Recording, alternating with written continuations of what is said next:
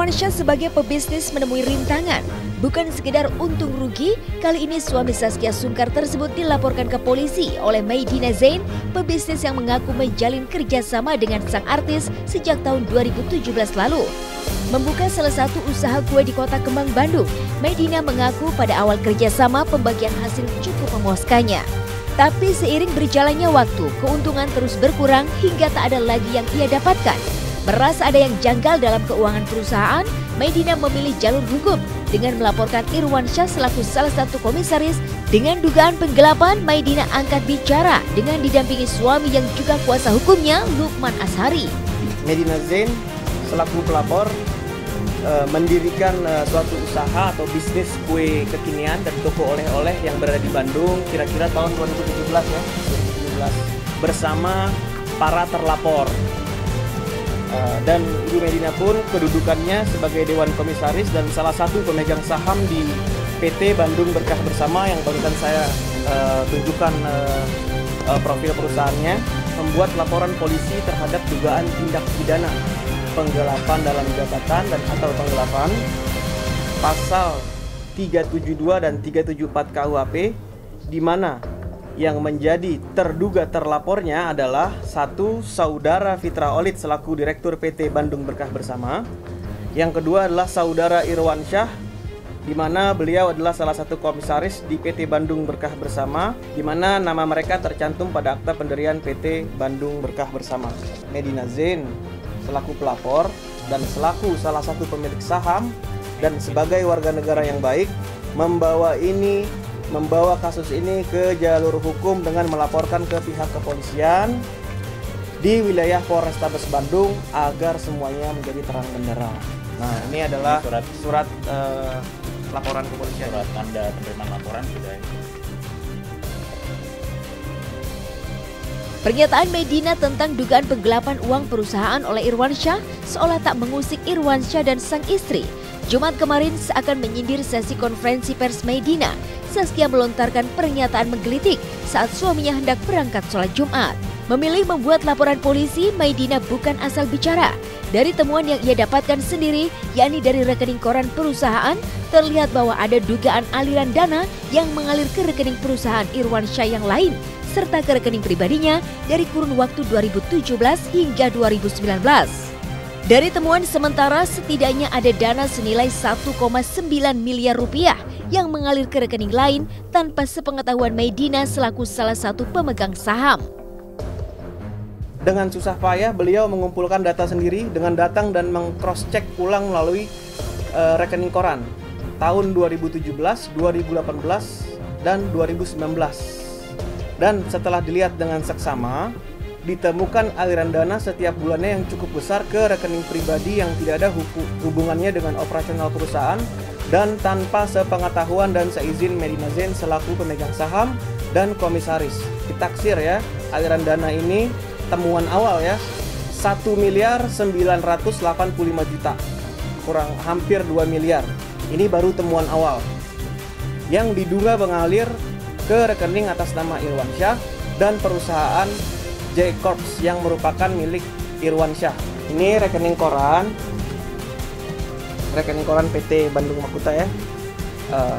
Ini contohnya nih, kayak ada aliran dana ke Jana Corps ya.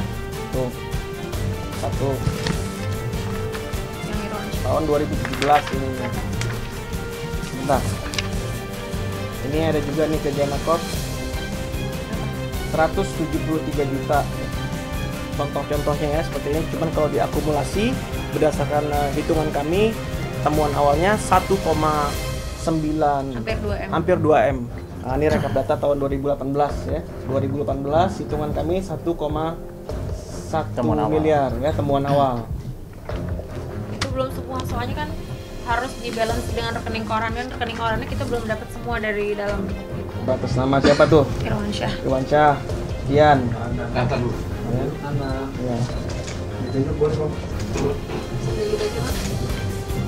Ada aliran dana ke rekening saudara Irwansyah 76 juta, ada yang ke J Corps 20 juta tanpa sepengetahuan dan tanpa seizin, dan menurut saya tanpa dasar ya.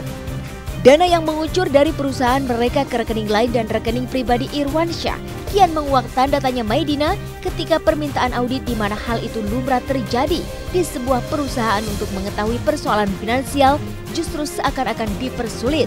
Tapi Saskia lagi-lagi hanya menulis sejumput kalimat di sosial medianya seakan menyinggung pernyataan Maidina. Saskia menyebut, barang siapa menyalakan fitnah, dia sendiri yang akan jadi bahan bakarnya. Di tahun kedua sudah tidak ada pembagian profit, lalu memasuki tahun ketiga Medina sudah mulai ada kecurigaan mengenai keuangan perusahaan yang sudah tidak sehat. Ada pemegang saham yang menolak permohonan audit sehingga tidak terlaksana. Dan kami juga jadi bingung ya, dan kami juga ada kecurigaan juga kok kenapa dipersulit. Mereka katanya butuh operasional.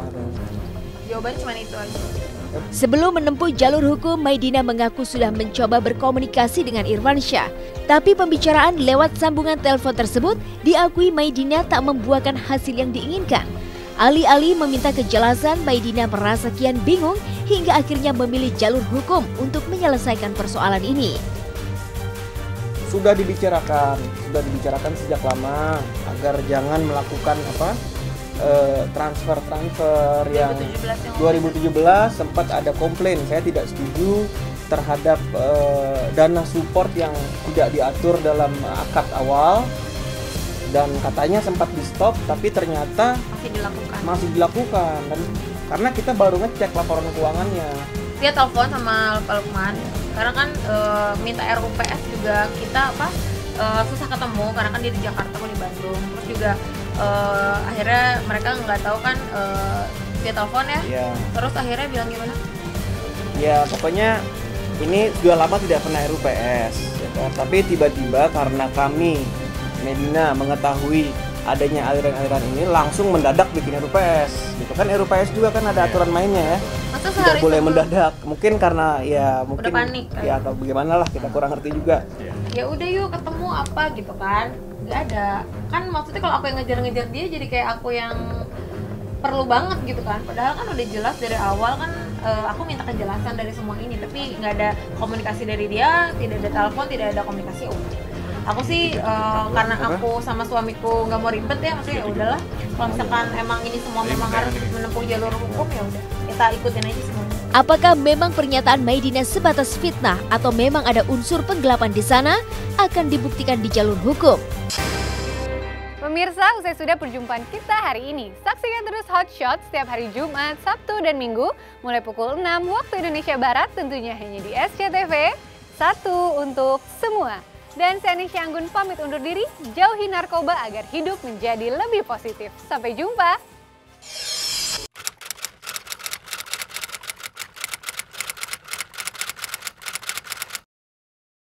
Jadi jangan lupa untuk subscribe Cumi Cumi. Ditekan ya tombol lonceng merahnya.